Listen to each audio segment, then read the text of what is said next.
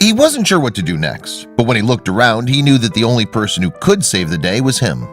He leaped into action, but all he had to work with was his own instinct. This wasn't a burden that any 11-year-old boy should ever have to deal with. It's up to the grown-ups to look after their children. But he wasn't about to abandon a child in distress simply because he was a little boy.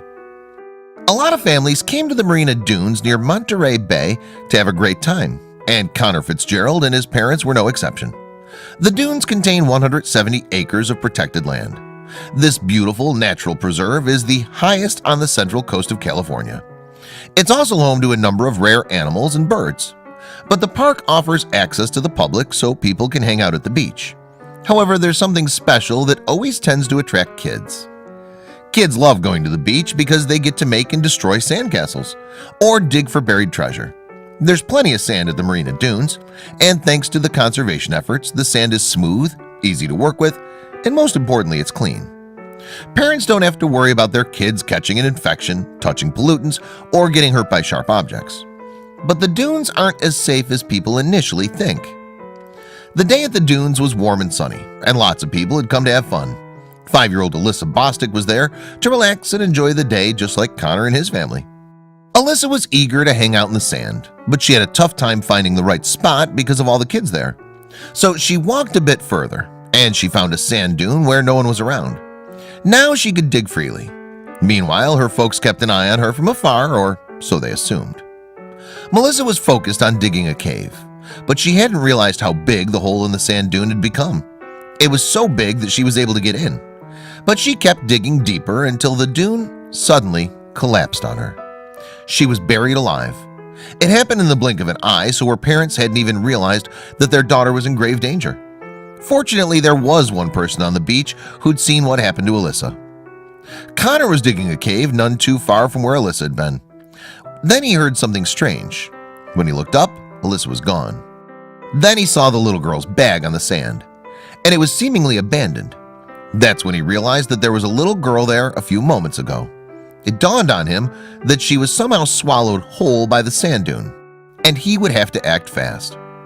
The nearest adults were about 1,000 feet away, and Connor knew that he didn't have time to get help, so he decided to come to Alyssa's rescue all by himself. Based on the dune's appearance, Connor deduced where the little girl's head was and began to dig. It turns out his instincts were right. Seconds later, Alyssa's face popped up, but Connor was horrified by the sight of the unconscious girl.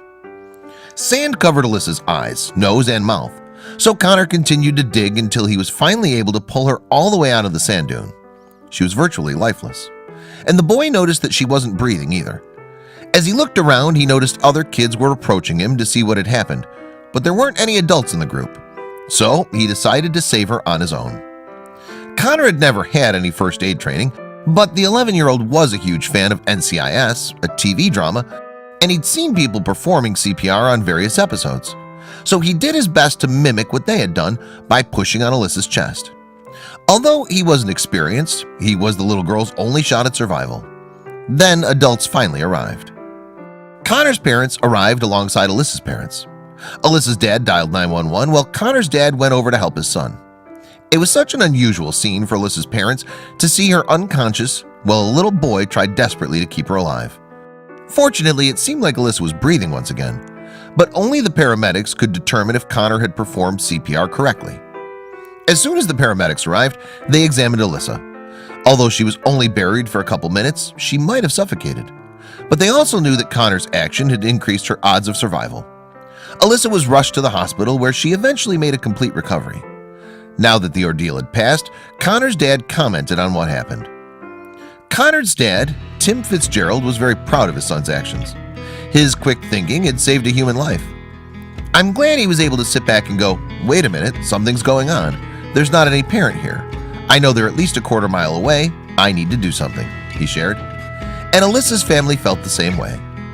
Both families were interviewed by local news station KSBW8 a couple days later. Connor showed the camera crew the location where Alyssa was buried alive and what he did to bring her back.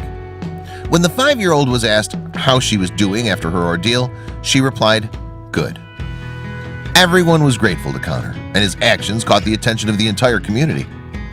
On Veterans Day, the local American Legion Auxiliary honored Connor a few months after the incident. In recognition of his heroic act of physical bravery, the boy was given the National Youth Hero Award. This honor was created in 2002 and is not easy to get. The chairman of the local American Legion said, "It's one that our auxiliary has never given before, so it's a very special award." But Connor and his family are modest. At the award ceremony, Tim Fitzgerald said, "I think he would do it again tomorrow. To him, to us, it's not something that's extraordinary. Somebody needed help, so I got to do something."